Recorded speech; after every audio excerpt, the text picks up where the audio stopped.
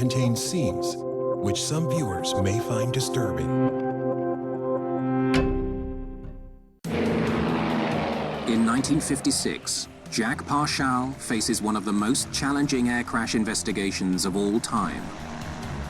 When you talk about an accident in the Grand Canyon, you're talking about both hostile, inaccessible, remote, and dangerous. Hot enough to melt aluminum. This was the age in which accident investigation began to grow up. Now, let's see what we got in the DC-7. Damn! The world expects answers from Parshall. Right there. The consequences for getting it wrong in any respect could have tremendous negative ramifications for this fledgling industry. Parshall makes a frightening discovery about commercial aviation. It isn't safe. It's not a matter of the system being broken. Guys, we don't have a system. Mayday, mayday.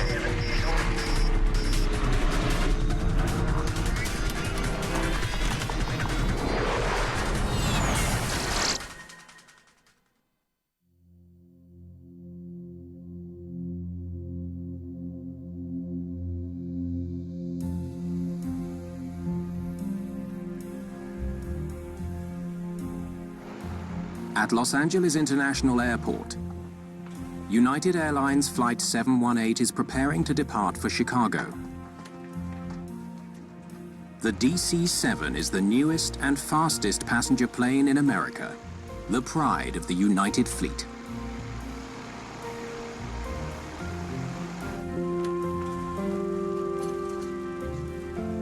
I'm sorry, sir, there's no smoking until after takeoff. In 1956, airline travel is something few people have had a chance to experience. There are only 117 commercial aircraft in the entire state of California. The girls were off, bound for New York. They were walking on air even before they got on board. Flying had a panache about it. Now, part of this was because it cost a lot, and there was a level of exclusivity about it, but there was also a level of civility about it. Expertly prepared and tastefully served. It was a special deal. A DC-7 can carry almost 100 passengers non-stop from coast to coast. It was no longer a situation where people said, well, you're going to go fly commercially? You're putting your life on the line. It was getting to be reliable. It was getting to be, if not ubiquitous, then fairly common. Chicago for dinner, gentlemen. Dinner can't come soon enough for me.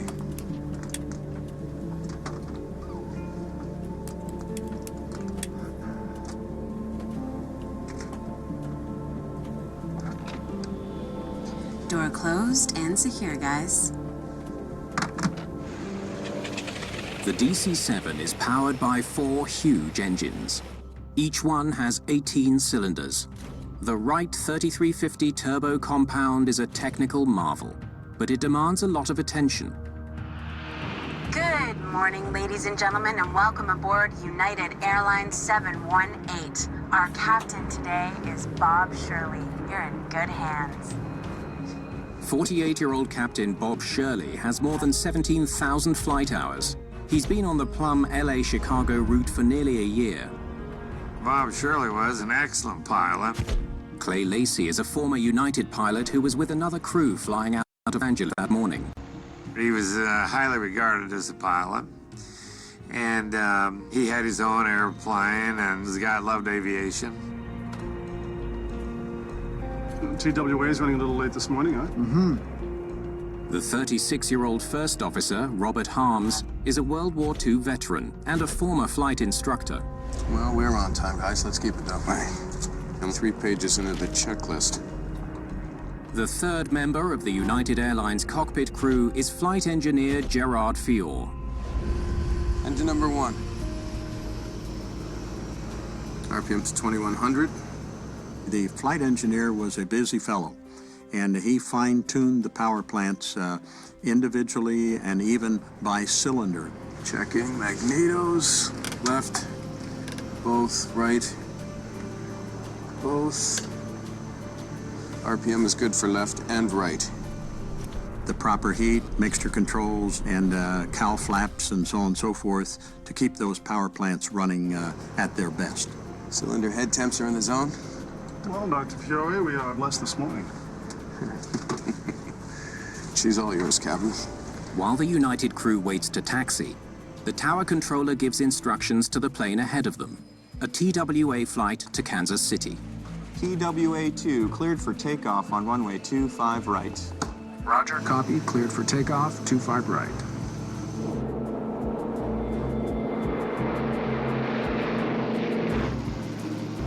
United Flight 718, taxi to position and hold. You are next on runway 25 left. United 718, copy, taxi and hold. Runway 25 left. The United flight is right on time this morning. Keeping to schedule is important in the small but growing air travel business where many flights carry at least some first-time passengers. As they kept adding flights, passengers kept coming. It was almost an if you schedule it, they will come situation. United Flight 718, cleared for takeoff. Takeoff clearance obtained. Takeoff thrust. 80 knots. Check. 120 knots. V1, rotate. At 9:04 in the morning, Flight 718 lifts off from Los Angeles. The trip to Chicago should take about 6 hours. Captain Shirley must follow an assigned corridor through the airspace around Los Angeles. After that, he's free to fly wherever he wants, as long as he reports passing a series of waypoints along the route to Chicago.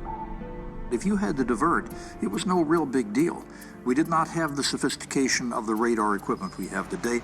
Back in the 50s, there was a big sky out there, and that was kind of the way everybody thought of it. There weren't that many airplanes up there.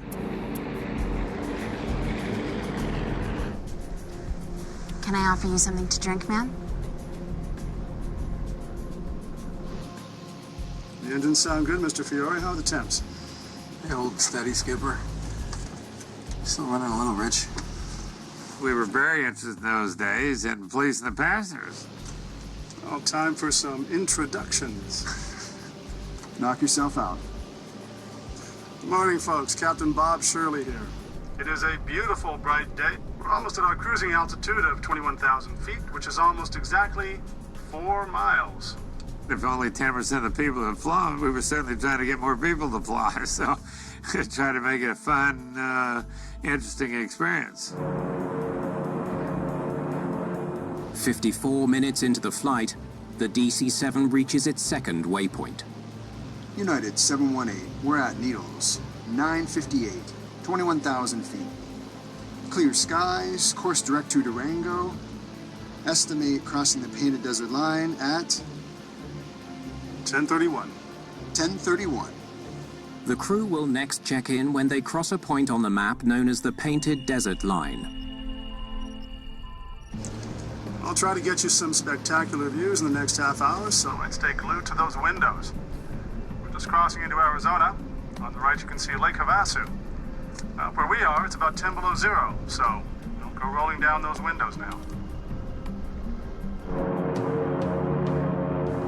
Cruising at 21,000 feet, the crew spots thunderclouds ahead and adjusts their course. Back in those days, if we'd see a thunderstorm ahead or a line of thunderstorms, we'd turn and try and go between two of the cells. And without radar, we didn't have to tell anybody. We'd just steer around. Folks, we got a little weather, so it could get a bit bumpy. Nothing to worry about. Just keep your eyes peeled and you'll get a spectacular view no matter where you're sitting. How we doing on your side, Bob? Thunderhead 5 miles south. We're clear of it. Damn! Shocked passengers have no idea what's gone wrong. Oh, God! Bang, bang, bang, bang, bang! Come on, baby, come on!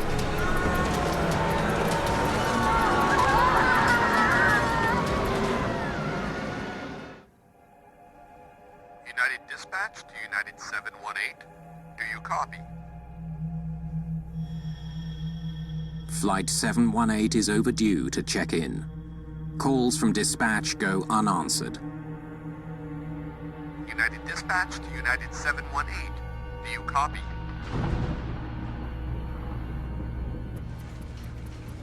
Air Traffic Control Headquarters in Salt Lake City.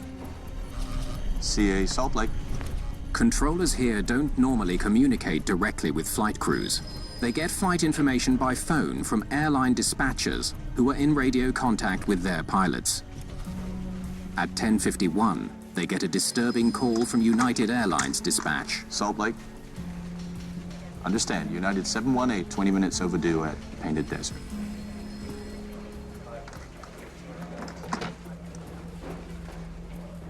Moments later, another dispatcher calls.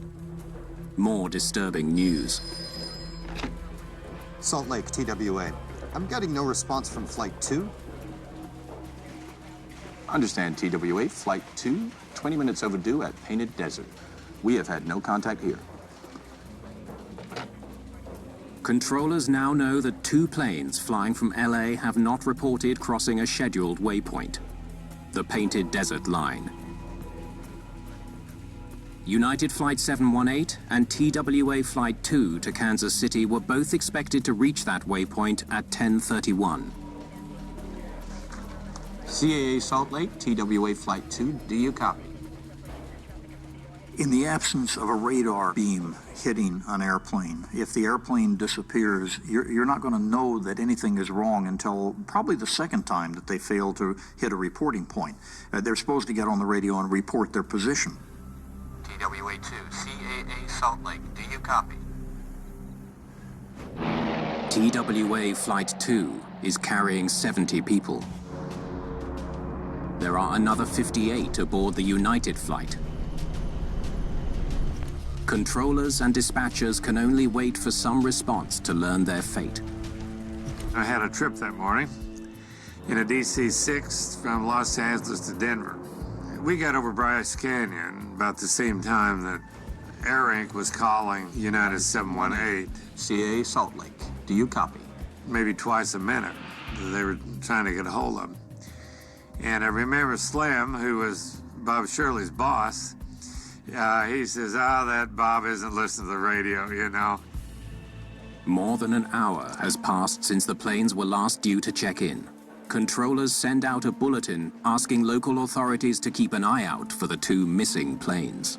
Painted Desert, that's where you expected to hear from at least one of those 2 airplanes. When neither of them were heard from, that's the time that the hair is going to begin to stand up on the back of the heads of the controllers.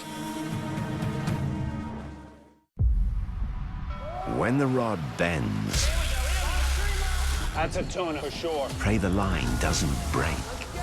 Not let it go. Come on. Everybody struggled last year. Hopefully we can recover from that. Because this season, every bluefin is as good as gold. Let's go! But it ain't over yet, baby! The brand new season of Wicked Tuna on National Geographic. Europe from Above, Serbia, premieres on the 18th of September at 10 p.m. on National Geographic. Pokaži gljivičnoj infekciji kože stopala ko je gladni. Uz pomoć Kanespor kreme pobedi infekciju samo jednom primjenom dnevno. Kanespor, ponovo budi svoj. Pre upotrebe detaljno proučiti uputstvo o indikacijama, merama opreza i neželjenim reakcijama na lek, posavitujte se sa lekarom ili farmaceutom. Insalatissime Rio Mare možete da jedete za užinu, predjelo, glavno jelo ili kao prilog. U parku sa prijateljima. Svako od njih ima svoj ukus. Jesti dobro na italijanski način je lako uz Insalatissime Rio Mare. Rio Mare, pravi italijanski ukus. Zašto Vileda? Pa kad se vratim s posla, možemo da se igramo krokodila na podu. Vileda Turbo Smart. Mikrovakna čiste prljavštinu i upijaju tečnost. Voda i prljavština idu pravo u kantu. Probaj, vidjet ćeš. Vileda Turbo Smart. Vileda, sjajno je osjećati se kao kod kuće. Volim cene sa kojima znam na čemu sam. U vašem DM-u kupujte povoljno svakog dana i uštedite svoje vreme i novac uz uvek povoljno. Osjetite novu, svežu verziju sebe. Novi silan sa mirisom koji traje 24 sata, 7 dana u nedelji. Uživajte u dugotrajnom mirisu koji je uvek uz vas i inspiriše trenutke uživanja. Svuda i u svako doba. Novi silan aromaterapi sa našom najboljom formulom do sada. Miris u koji ćete se zaljubiti.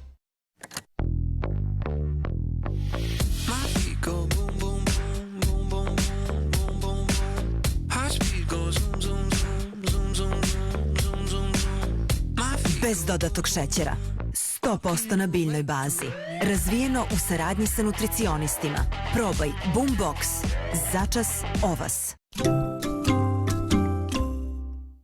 This season we're taking it up a level. I'm teaching my celebrity guests survival skills. Your life will depend on it. Then they need to face the wild alone. And failure is not an option. I'm sure if he's asking me to do it, I can do it, right? All of a sudden, he's gone. He doesn't even cook your breakfast or anything. Everything's lethal out here. There's no turning back. Oh, God! Oh! Who talked me into this? Running Wild with Bear Grylls, The Challenge, new season on National Geographic. Let's start the pre-flight procedures. This flight went from being routine into a life-threatening crisis.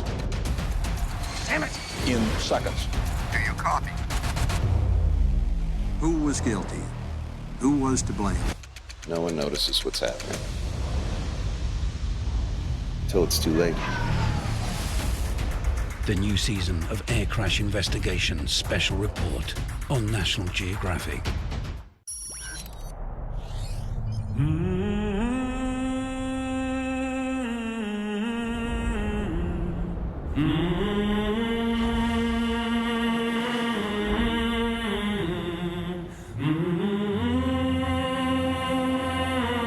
Take to the skies and experience an unparalleled perspective. Europe from Above, the new season on National Geographic.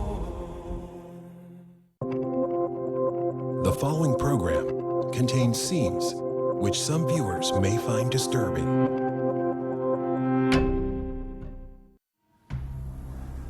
Two commercial airliners are still missing somewhere over the Arizona desert. Finding an aircraft in those days, before we had various locator beacons, before we had the radar systems that we have today, indeed was looking for a needle in a haystack.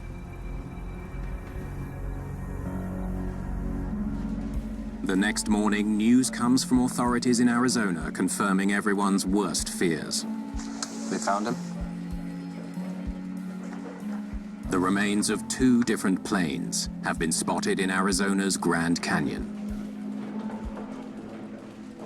There was a gentleman named Palin Hudgens, who was an air tour pilot, who had heard that there were missing airplanes, and he was flying along looking at anything he could see down there, and he sees some smoke coming up from Char Butte. The twisted wreckage of United 718 lies on a rocky ledge, 210 meters up the sheer canyon wall. The air tour pilot spots the second crash site on the floor of the canyon about 2 kilometers away. He banks around, comes in for a closer look, and there is the most distinctive structure in commercial aviation at the time. The tail of a constellation with the 3 prongs. There's just no mistaking that. We had one aircraft up on a bluff. We had pieces down in crevasses, engines and parts lying in various places. The immediate priority is to get rescuers into one of the least accessible places in North America. When you talk about an accident in the Grand Canyon, you're talking about both hostile, inaccessible, remote, and dangerous. Richard Rodriguez is a former investigator with the Civil Aeronautics Board. You're 1,000 feet above riverbed, for instance, depending upon where you are. So it's a very dangerous place to work. When rescuers finally reach the crash area, they first find the scattered remains of TWA Flight 2. Reaching the wreckage of the other plane will be even more difficult. These are mountaineers from Denver's Rocky Mountain Rescue Club. Near the rim of the Grand Canyon Gorge, they collect their gear. These mountaineers will attempt to scale the steep walls from the floor of the canyon in order to reach an abutment on which rests the shattered wreckage of the United Airlines DC-7. It's not long before rescuers come to a grim conclusion. Everyone aboard both planes is dead. It is now up to investigators from the Civil Aeronautics Board to piece together what happened. The Grand Canyon is a graveyard for 128 passengers and crew of 2 airliners which crashed on peaks little more than a mile apart. The impact reduced the wreckage to carbonized smears of paint and metal. None survived. The sudden loss of two of America's most modern airplanes shocks a country that has come to think of air travel as luxurious and safe. We were not familiar as a people with having massive tragedies like this and a huge body count, especially in this fledgling thing called commercial aviation. We were used to an airplane crashing every now and then. It was a fairly common occurrence, but not two very safe airliners. Air accident investigators are shuttled to the crash site by helicopter. The investigator, of course, is driven by a desire to know what caused the accident for the simple reason that we want to prevent it from ever happening again. The team's lead investigator is well suited for the job. Jack Parshall is an aviation legend, not only an experienced pilot, but a crash survivor himself. This was one of the pioneers. This is a guy who's flown airmail, he's done it all over the years, and he's also had 4 crashes of his own. You would want somebody exactly like this on the job of trying to piece together the dynamics of a crash as well as piece together the metal. All right, let's figure out what's what. Start mapping this out. The pieces on the ground will tell Parshall what happened in the air. Folks, we've got a little weather, so it could get a bit bumpy. How are we doing on your side, Bob? Thunderhead 5 miles south. Could a sudden thunderstorm have produced turbulence violent enough to knock both planes out of the sky? Damn!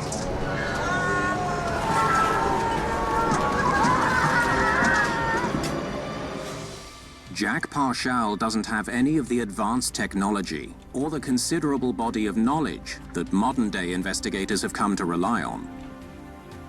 It was night and day between the tools that the National Transportation Safety Board has now and what they had then. It literally was a different world. They had very little. Broken fragments of the plane and his own expertise are all he has to solve this mystery. This was left of the cockpit. There were no black boxes like there are today. It really was a by the seat of your pants situation, and in fact, this was the age in which accident investigation began to grow up. Hot enough to melt aluminum. At the TWA crash site, Parshall finds evidence of an intense post-crash fire, but that doesn't tell him what brought the plane down. Where's the Connie's tail from here? Okay, let's take a look. Investigators locate the constellation's distinctive triple tail, about 500 meters from the rest of the plane. Well, well, well. The distance tells Parshall that the tail came off the plane before it hit the ground. If he can figure out why the tail came off in mid-air, he'll be one step closer to finding the cause of the crash. Check this out.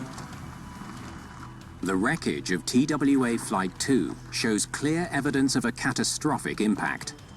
The plane's skin has been shredded. Parshall also finds small streaks of blue paint. I'm gonna need this brought up to the hangar.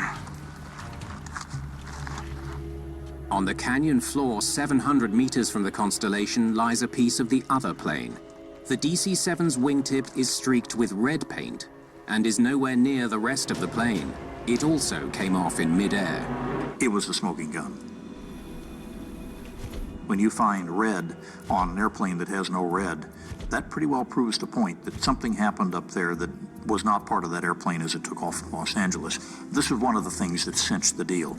The evidence points to an incredibly rare, almost unheard of event. They definitely swapped some paint up there.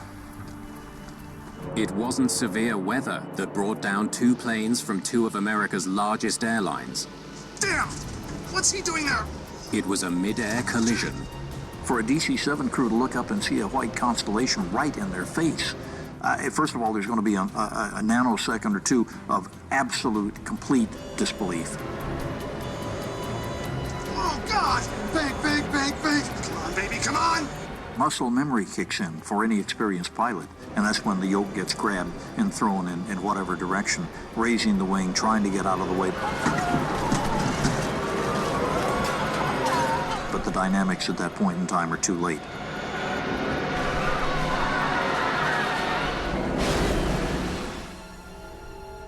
The collision over the Grand Canyon is one of the most significant accidents in the history of commercial aviation. It was an earth-shaking event that took place there that day. What Jack Parshall uncovers through his investigation could affect commercial aviation across the country.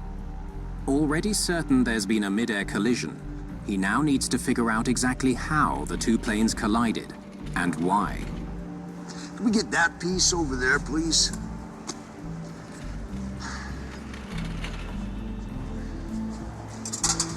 Thanks, guys.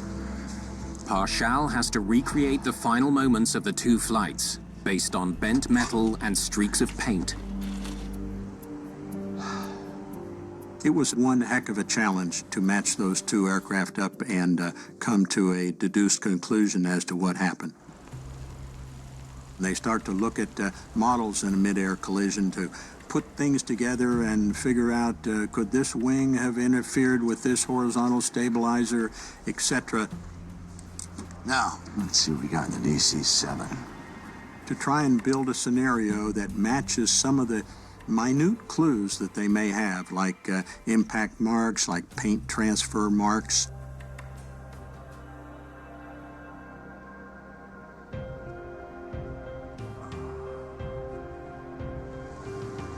Take a picture, please. The paint transfer evidence tells Parshall that the DC-7's left wing hit the Constellation from behind. It was obvious that the DC-7 had probably overrun the Constellation from the right rear side.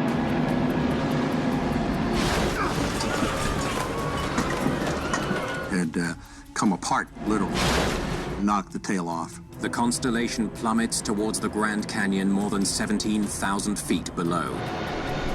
United 718 has lost half of its left wing, but not all of its engines.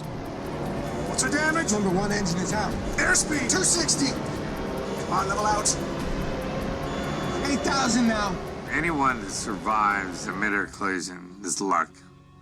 Because it depends on what the damage to their airplane. You have to have enough left to control the airplane. Less than a minute after the collision, TWA Flight 2 slams into the canyon floor. In the DC-7, Bob Shirley and his crew struggle to avoid the same fate. Come on, pull up! Pull up! This airplane is going to be rolling rapidly to the left, and it has no control.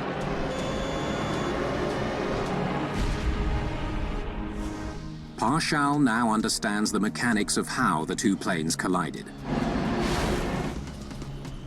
But he still doesn't know why their flight paths crossed.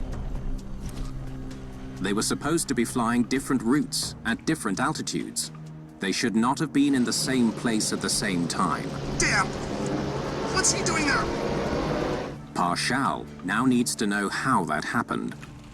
Today, the only three bodies found from the airline's plane were brought up by helicopter. Here, Army, CAB, and airline officials talk over future operations as this somber announcement is made, that next Monday, a single reverent burial service in 3 faiths is planned at Flagstaff, Arizona, for the unidentified victims of the two planes.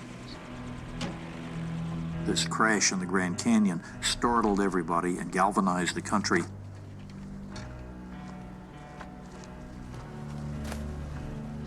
I would just imagine that Parshall was very cognizant of the fact that this was probably the most critical investigation he had ever been involved with, and that the consequences for getting it wrong in any respect could have tremendous negative ramifications for this fledgling industry. Investigators continue climbing through the wreckage of 2 passenger planes that collided over the Grand Canyon.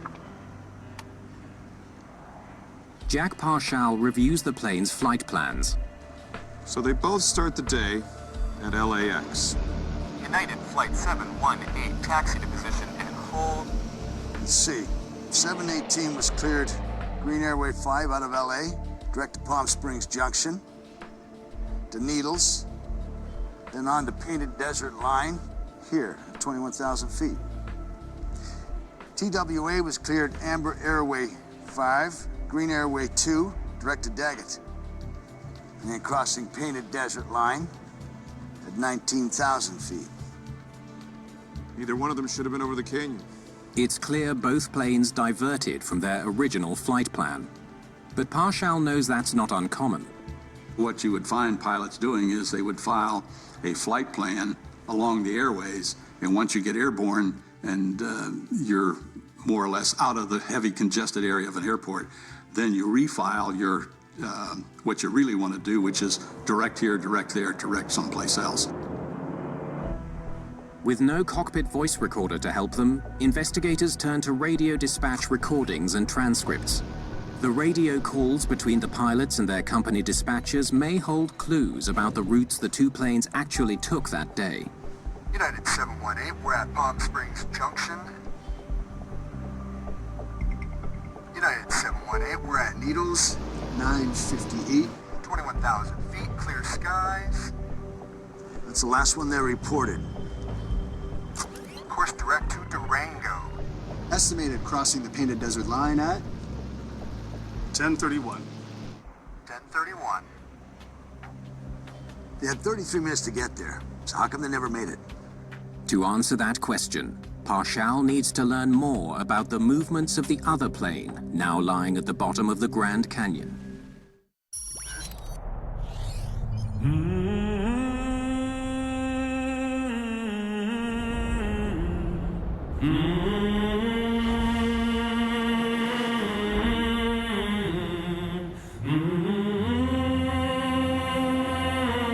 Take to the skies and experience an unparalleled perspective. Europe from Above, the new season on National Geographic.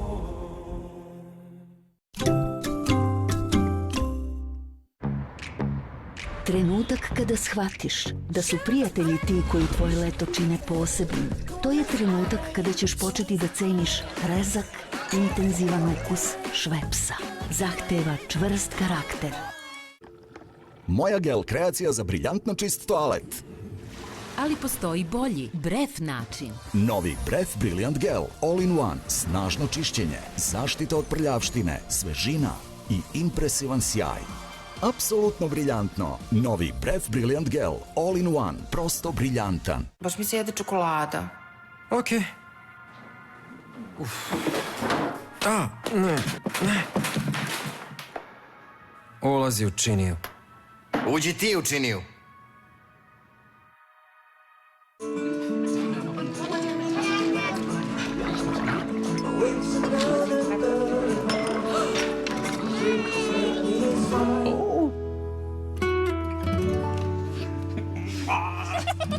Svako jutro zaslužuje nežnost. Probaj Milka kakao krem sa lešnikom. Insalatissime Rio Mare možete da jedete za užinu, predjelo, glavno jelo ili kao prilog. U parku sa prijateljima, svako od njih ima svoj ukus. Jesti dobro na italijanski način je lako uz Insalatissime Rio Mare. Rio Mare, pravi italijanski ukus. Aplikacija Glovo ti daje jedinstvenu moć. Moć da naručiš šta god poželiš. Na primer, grickalice da zabava potraje. Ili dobar suši i iznenađenje romantičnom večerom. Pa čak i pelene za spas u zadnji čas. Preuzmi aplikaciju Glovo i oseti moć naručivanja bilo čega. Glovo. Ti naručuješ, mi dostavljamo. Spremi se za školsku sezonu u Decathlonu.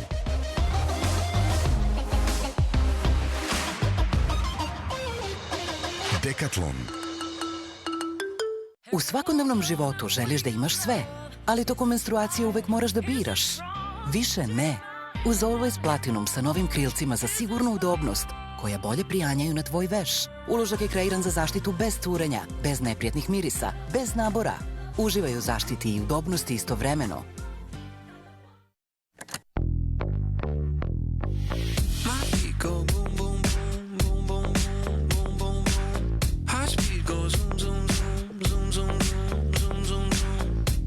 Bez dodatog šećera. 100% na biljnoj bazi. Razvijeno u saradnji sa nutricionistima. Probaj Boombox. Začas o vas. Za besprekoran rezultat potrebno je mnogo truda i pouzdani partner. Zato računam na Ariel Pods plus Oxy Effect. Ariel Pods ima moć besprekornog pranja čak i u hladnoj vodi. Uspešno uklanja skorele fleke stare i do 7 dana. Ariel Pods plus Ultra Oxy Effect. Uvek besprekoran rezultat. Najbolji Ariel Pod protiv fleka starih i do 7 dana, čak i u hladnoj vodi. Držati van domašaja dece. Da li vaša četkica za zube može da pruži osjećaj profesionalnog pranja zuba kao kod stomatologa? Oral-B IO može. Oral-B revolucionarna IO tehnologija sa mikrovibracijama uklanja i do 100% više plaka u poređenju sa običnom četkicom za zube. Oral-B IO. Testirajte i ukoliko niste zadovoljni, vraćamo vam novac. These fish have been around for 100 million years. We'll have the choice whether we preserve those fish or we let them go extinct. Cyril Shake and his team face an upstream battle. Their mission? Find the giants, protect their future. With millions of years of survival on the line, can we save the last of the giants, wild fish, on National Geographic? The following program contains scenes which some viewers may find disturbing.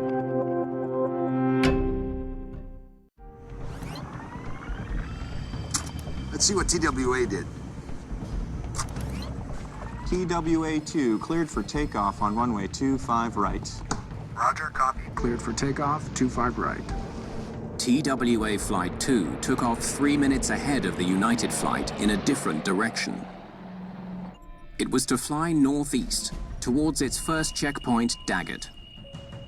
TWA-2 en route Kansas City, passing Daggett at 19,000. Roger, TWA-2, 19,000 at Daggett. The TWA pilot was Jack Gandy. With 15,000 hours as captain, he was nearly as experienced as United's Bob Shirley. Gandy knew these skies well. He'd flown this route nearly 200 times. Good morning, TWA dispatch, TWA-2. We've got a little bit of weather here we want to get on top of. Be a good man and ask Salt Lake to clear us to 21,000. Roger, TWA-2, requesting clearance at 21,000 feet. So, TWA asked for 21,000. So Salt Lake clears them? No. Request denied due to conflicting traffic. Advisory, TWA-2, unable to approve 21,000 due to traffic. That's a no-go on 21,000. United 718 is there. Captain Gandy wants to avoid the clouds in his path. And in 1956, he has another way to accomplish that. Let's just get on top of this stuff. He uses visual flight rules, or VFR. Roger that. Advise Salt Lake I'm going to VFR and 1,000 on top. Salt Lake, TWA-2 requesting 1,000 on top. Maintain at least 1,000 on top. Advise TWA-2 his traffic is United 718, direct Durango. The TWA crew was cleared to fly 1,000 feet above the clouds, but warned to look out for United 718. Well, they used to have a procedure to operate 1,000 feet on top. It meant you stayed 1,000 feet away from clouds, but you stayed in the clear, and you were supposed to be VFR, looking around for traffic. So, at Daggett, he asked for 1,000 on top. That's all fine.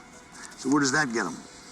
His next report is from Mojave at 9:59. TWA-2 passing Lake Mojave, 1,000 on top at 21,000. Estimate Painted Desert at 10:31. Half an hour after requesting 1,000 on top, Gandy reports his actual altitude.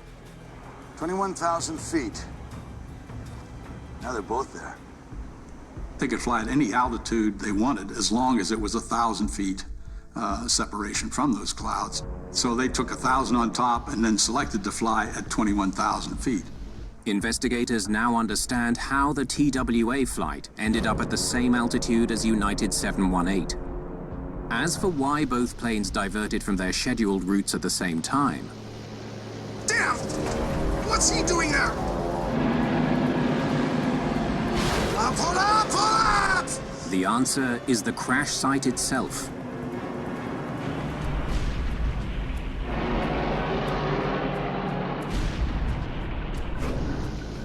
An awe-inspiring natural wonder. Let's give him a look, shall we? Aye, Captain. It was common making a few turns over the Grand Canyon to show people the Grand Canyon. I mean, that happened every flight because the Grand Canyon is such a spectacular sight. Wonderful sights to see way down below. The Grand Canyon, for instance, one of the 7 wonders of the world. Sightseeing in terms of what you could show to the passengers was something that really lit up the senior flight crew. I can actually show you something that nobody else can show you. I can dazzle you with things that you, as an ordinary human being who doesn't fly, would never see. Just keep your eyes peeled and you'll get a spectacular view no matter where you're sitting. How are we doing on your side, Bob? Thunderhead about 5 miles south. We're clear of it. Okie dokie. We've got some room. You were free to, if you wanted, to deviate a little bit for sightseeing. That you could. It wasn't dangerous. Nothing dangerous about him. Damn! But on June the 30th, 1956, it proves fatal. Oh, God! Jack Parshall needs to find out how such a common practice killed 128 people. From the very beginning of aviation, we had the concept of see and avoid or see and be seen. The responsibility for separation of aircraft was still the pilot's responsibility. Parshall knows that United hit TWA on the right side coming from behind. One of the pilots failed to see and avoid. Parshall needs to figure out which one. What's he doing there? The answer will lead to sweeping changes in the rules governing commercial aviation.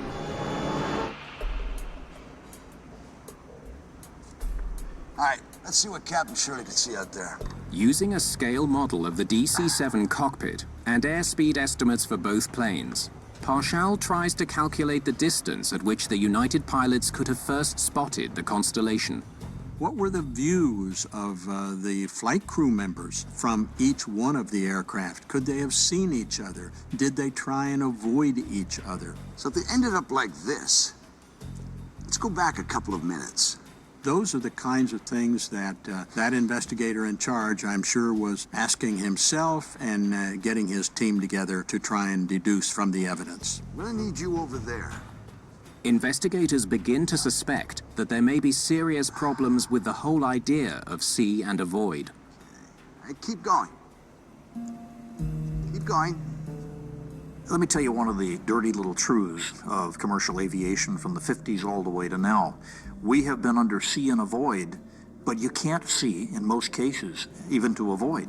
And that's because the windows are very small. All right, keep going. A little bit further. Keep going. Stop. Come back half a step. Right there. That's where Shirley would have first seen the Connie. Since the DC-7 was behind the constellation, it was Captain Shirley's responsibility to avoid it. Oh, God! Big, big, big! Come on, baby, come on! Parshall wants to find out if he had enough time to do that. There are basic rules, and those basic rules are to, indeed, if you see an impending situation, the overtaking aircraft will give way to the aircraft in front. The 6 pilots in both planes were preoccupied with the demanding job of flying their aircraft. You had a piston plane, you had the throttles, you had the propeller, RPM, to adjust your RPM. The engines sound good, Mr. Fiore. How are the temps? The old steady, skipper. Still running a little, Rich. There's really a lot more to do flying a piston airplane. That'd be 53 miles. Parshall's test shows that in theory the constellation would have been visible to the DC-7 crew when it was 85 kilometers or 53 miles away. The numbers suggest that Captain Shirley had 2 full minutes to avoid a collision. That's more than enough time to safely change course. Damn! Oh, God! Come on, baby, come on! Parshall needs to know why that didn't happen. The answer becomes clear when he reviews the radio recordings. Dispatch, TWA2. We've got a little bit of weather here we want to get on top of. Be a good man and ask Salt Lake to clear us to 21,000. On June the 30th, the skies over Arizona were not clear. Folks, we got a bit of weather over the canyon, so it could get a bit bumpy. Nothing to worry about. How are we doing on your side, Bob? Thunderhead about 5 miles south. We're clear of it. Okie dokie. We've got some room. They were flying, I hate to say fat, dumb, and happy, but in effect, that's a phrase we use when you think everything's copacetic. When he factors cloud cover into the equation, Parshall reaches a stunning conclusion. The crew of Flight 718 had just seconds to recognize and avoid the plane ahead of them. Boom. The collision was unavoidable. You have seconds to respond, to identify, to develop or formulate a evasive maneuver and execute it, and for the aircraft to respond to any control inputs that you put in there. There was no indication in the heads of any of the pilots on either of those two flight decks that they were in proximity of anybody else in a dangerous way until they came around a cloud and all of a sudden the DC-7 crew has a Connie right in their face. And the Connie crew, I'm sure that they, to the moment of death, had no idea whatever hit them. This season, we're taking it up a level. I'm teaching my celebrity guests survival skills. Your life will depend on it. And they need to face the wild alone. And failure is not an option. I'm sure if he's asking me to do it, I can do it, right? All of a sudden, he's gone. He doesn't even cook your breakfast or anything. Everything's lethal out here. There's no turning back. Oh, God! Oh, who talked me into this? Running Wild with Bear Grylls, The Challenge, new season on National Geographic. Kada otvoriš Pepsi, uživaj u tom sjajnom ukusu, koji neće učiniti da izgledaš savršeno, a neće ni razvedriti svaki dan. Sorry, ali je baš dobar ukus. I to je jedino što je važno. Zato ne slušaj šta drugi govore i prati svoj ukus. Spremi se za školsku sezonu u Decathlonu.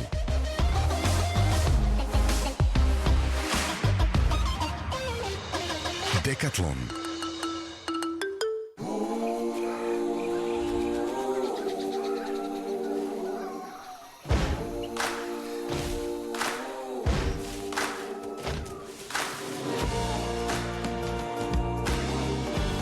Deca svakodnevno istražuju svet. A mi istražujemo i poboljšavamo ono što pripremamo, naročito kada je za njih. Zato smo poboljšali nutritivnu vrednost Argeta Junior namaza. Argeta Junior, dobra strana hleba. Učini svoju omiljenu kafu kremastijom uz naš organski napitak. Probaj Boombox, začas ovas. Ranac Spirit 1099, 24 Muppet flomastera 299, puna pernica sa 3 zipa 899 u Univer Exportu. Za vas koji pravite prve korake, da uvek nađete put kući. Dobrodošli u banku pravih prilika. Uz NLB stambeni kredit. Brzo i jednostavno. Za sve što dolazi. NLB Komercijalna banka.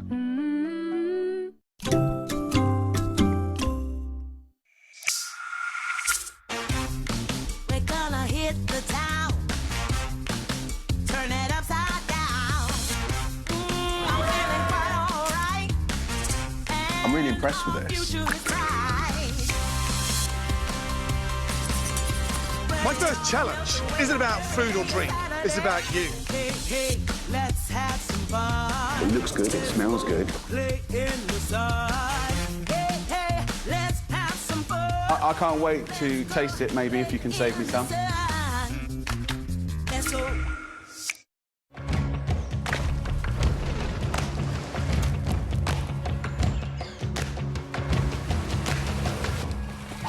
Look at it. That's scary. This is incredible. Yeah. Wow. A new season, Primal Survivor, Mighty Mekong on National Geographic.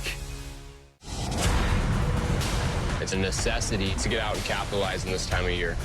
Alaska has a very short growing season, so it's kind of a one-shot opportunity. When you have a homestead, there's no such thing as done. I saw the bear opening our door.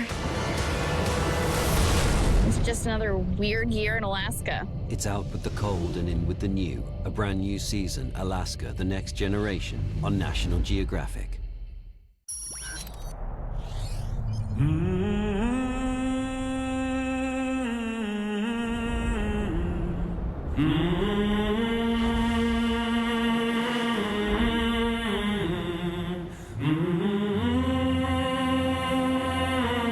Take to the skies and experience an unparalleled perspective.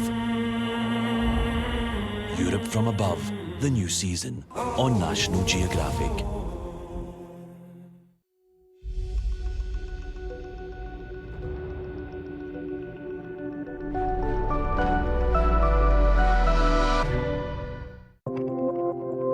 The following program contains scenes which some viewers may find disturbing.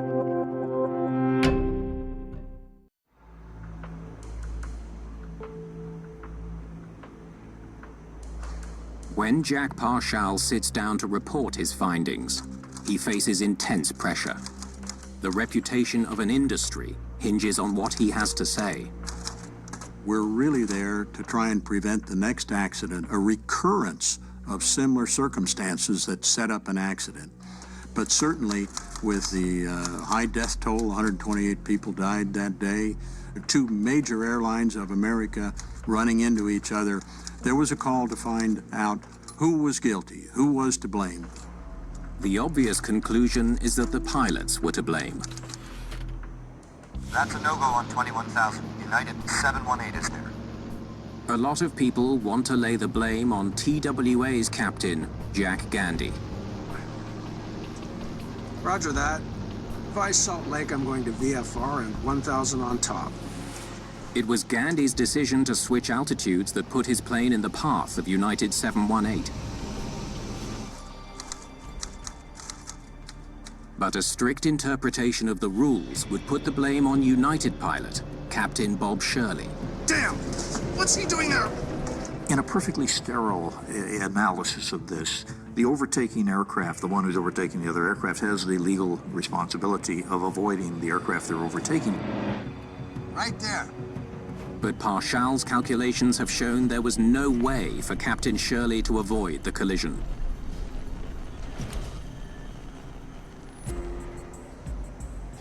I think it's not only fair to say that these two crews were following the rules and doing everything the way that they understood it should be done. 21,000 feet. Now they're both there.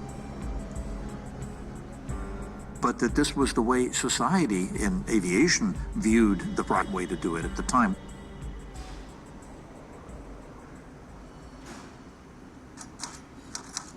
There is one last possible culprit. The air traffic controller who told TWA about the United flight, but didn't advise the DC-7 crew about the Constellation. Maintain at least 1,000 on top. Advise TWA2 his traffic is United 718. There was an attempt to throw blame in all directions. Very human, very understandable.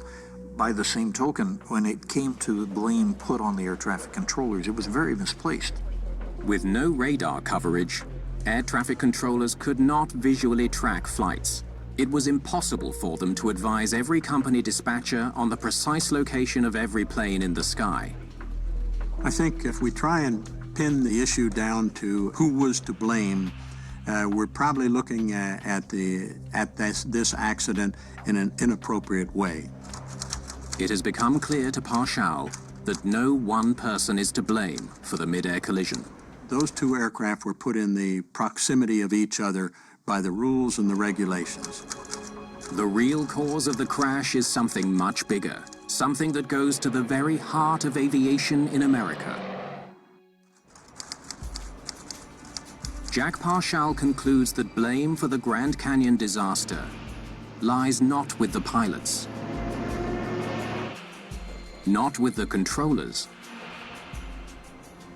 but with a completely inadequate air traffic control system. The subtext in that report had to be very delicately placed in front of the Congress and the American public, but the subtext is very clear, and that is, it's not a matter of the system being broken. Guys, we don't have a system. This is a great non-system of air traffic control. And until we get a handle on that, we are not going to be able to rise to the level of assurance of separation in any degree that the public is obviously expecting. The Grand Canyon crash and Jack Parshall's report provoked dramatic changes in American aviation. As a result of the event in the Grand Canyon, something new was born. There was a new awareness to the public's right, desire, and interest in air travel. And that was fostered by lots of very innovative designs in traffic collision avoidance systems that are present in today's environment. The main outcome of the Grand Canyon collision is that the United States now has a nationwide radar system. Controllers can now track the movements of planes in even the most remote parts of the country. The only way you're going to assure that this will never happen again is if you've got somebody positively controlling whoever's up there to where they cannot get too close to each other. They can't change altitudes at the right time. You can't mix the traffic. And that meant radar coverage across the entirety of the country. Despite all the advances, air traffic controllers still face challenges. More planes in the sky, flying faster and higher than ever before.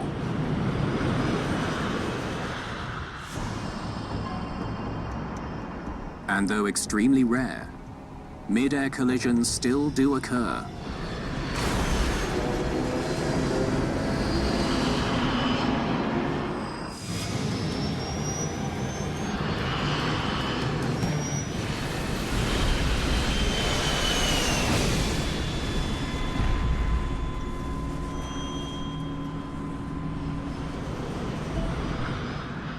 In response, aviation officials are developing a system that could transform air traffic control in America. The Next Generation Air Transportation System, or NextGen, will use GPS satellites to give pilots the precise location of the traffic around them. By the year 2020, pilots will know exactly how close they are to all other aircraft without air traffic controllers having to tell them. Hopefully the next generation of air traffic control will look back on that event of the Grand Canyon and we'll try and get ahead of it before such another tragedy does recur. As the era of romantic air travel fades into history, the lessons learned from the Grand Canyon disaster remain. Flying can always be made safer. I'm reminded constantly, anytime I study an older accident, of something that was said by George Santayana in 1917, an American philosopher who said those wonderful words, "He who cannot remember the past is condemned to repeat it."